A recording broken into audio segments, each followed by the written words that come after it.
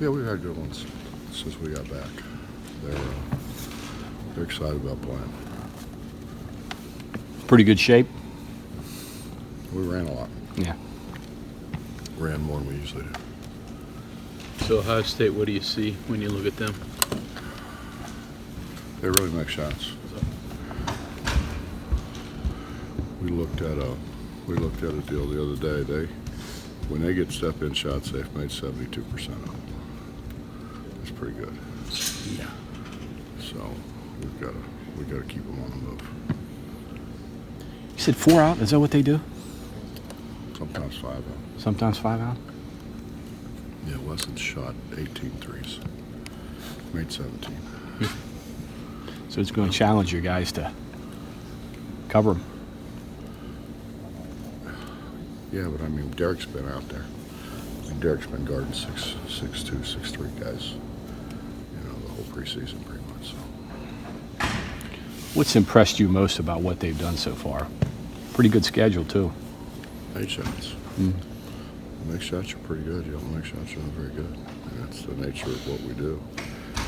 They really, really make shots. Washington's been unbelievable. I know. I'm sorry. Go ahead. Go ahead. Talking to some of their people, they feel they're good defensively as well. Have you seen that?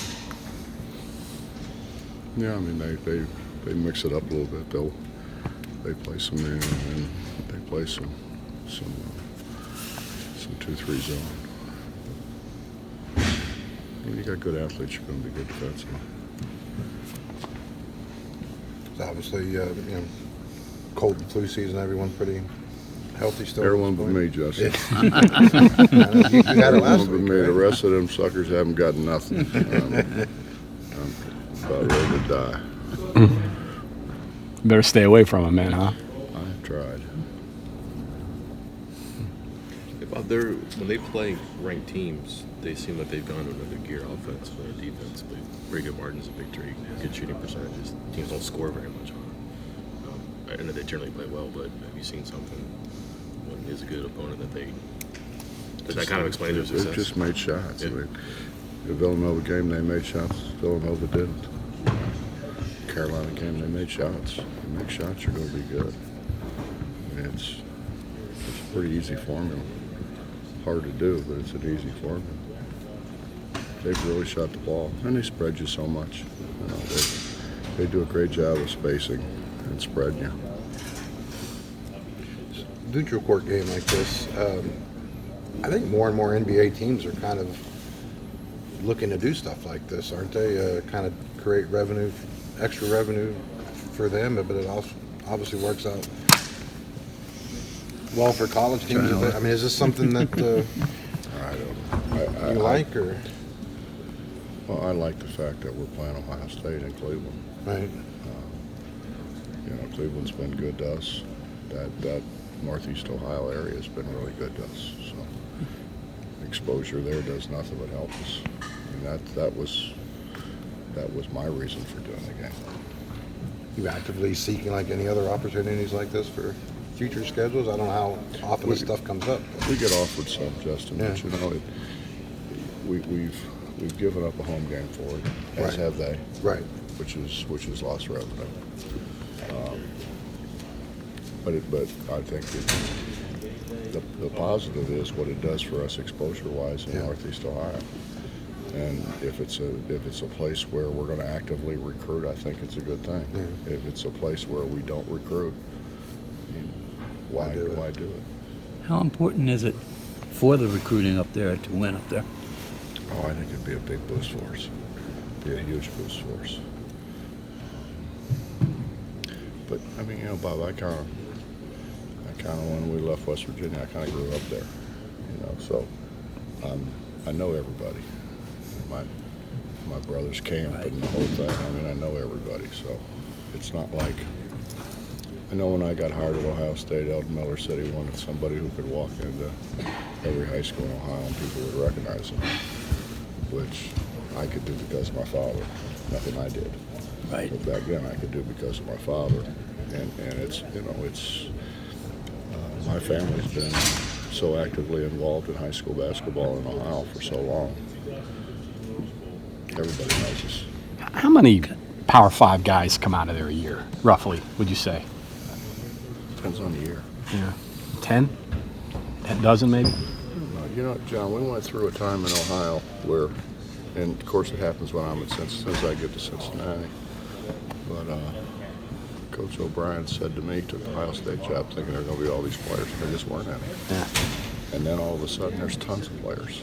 You know, everything goes in cycles. You know, you look at Cincinnati has players and they don't have players, but maybe Cleveland does or Toledo does, you know, or Youngstown or Akron Canton. Well, you coached up there, but when you were at Cincinnati, you never played down there. Was that they wouldn't play you, They or? wouldn't play us. They wouldn't play. I mean, you played other Ohio teams, and you played Xavier. Yeah, we played virtually everybody in Ohio. Does that bother you? I had fun with it, actually.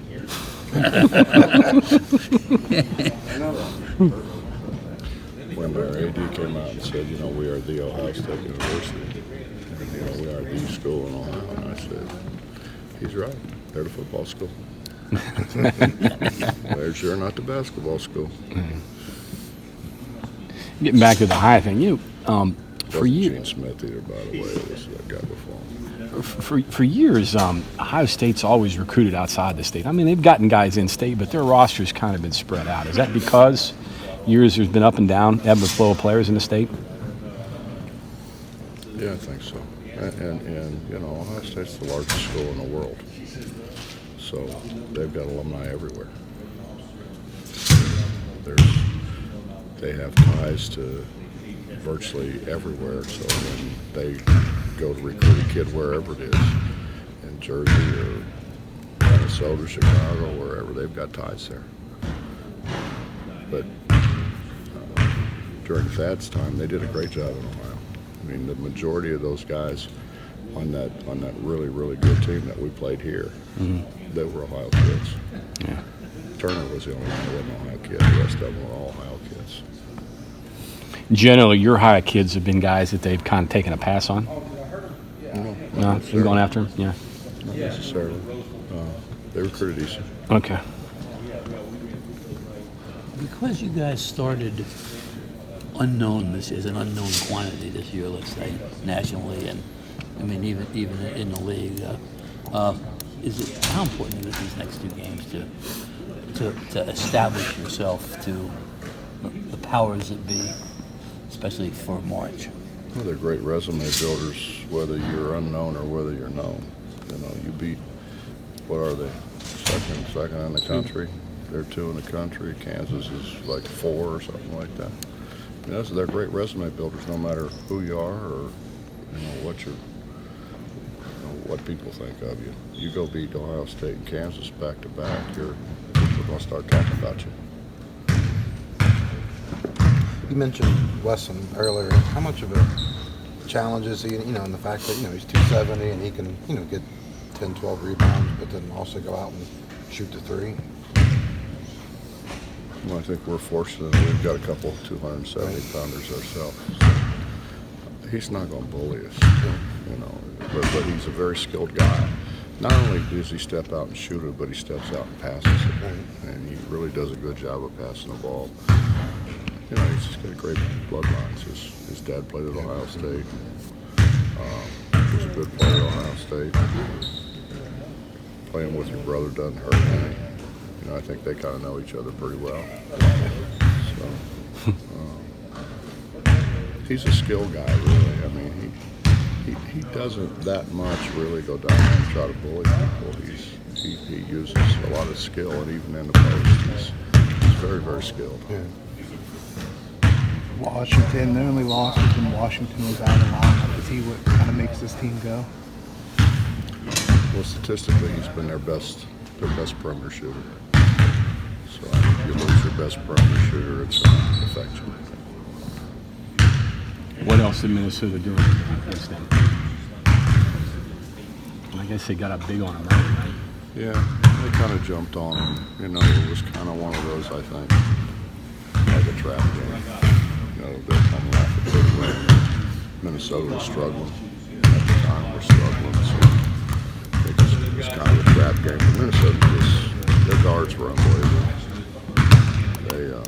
drove it at them. They made shots. They made threes. They really rebounded it. Did a really good job on the interior. They just played really, really well. But Ohio State made a run at the end. I mean, and then they made some really, really hard shots. Minnesota did at the end to kind of keep enough cushion. You've only played, I guess, 2 games in 15 days. Does that give you an opportunity to do some tweaking and maybe introduce some things that haven't shown? Is that something in the back of your mind there? Why would I answer that, John? I'll tell you after the game. How's that? You mentioned ball screen defense a couple of times post game this year. Generally, that's what teams kind of do. But are you seeing more of that because of the size that you're playing with this year? I think it's more of it, Mike, because of the clock. The more you lower the clock, the more people are going to ball screen.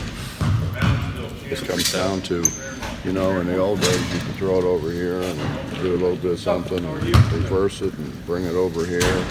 And then what you really want to do is over here, and so you swing it back, and you got plenty of time to do that. You can't do that anymore. Clock runs out on you. What I find amusing sometimes is they keep talking about we got to score more, we got to score more, we got to score more, and yet every time there's a Final Four, what do they always talk about? What do they always play? Georgetown, Villanova, where if Rowley could have went the whole half and not shot it, he would have.